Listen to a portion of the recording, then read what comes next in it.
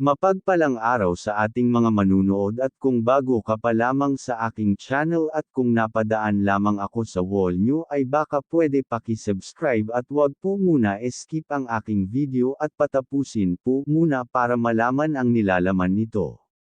Wow, ribbon cutting ng bahay ni Dara, napaka-special dahil may special na taong embitado si Kuya Rab. Tatay ni Dara di mapigil ang maging emotional.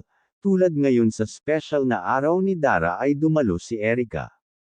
Ito na ang pinakamasayang araw sa buhay ni Dara dahil kompleto na sila, andito ang ama niya at lahat na K-Angels.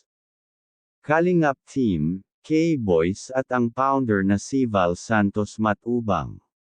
Sa mga sponsor po ni Dara, maraming salamat po, at sana kahit tapos na ang bahay ni Dara ay sana patuloy pa rin ang inyong pagbibigay kay Dara.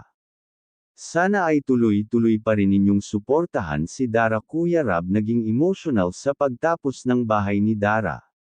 Sabi nga ni Kuya Rab, kahit na matapos ang bahay mo Dara at andito pa rin kami nakaalalay at susuporta sa iyo sa pag-aaral mo sa abot ng makakaya namin ng mga kuya mo ang K-Boys.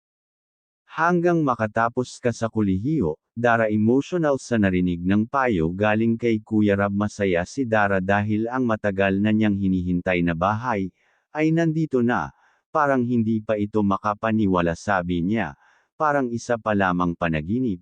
Ngunit ito ay isang katotohanan na. Tatay ni Dara nagsalita na rin at nagpasalamat sa mga sponsor ni Dara at lalo na kay Kuya Rab na siya nang tumayong kuya ni Dara at nagbigay kalab sa buhay ni Dara.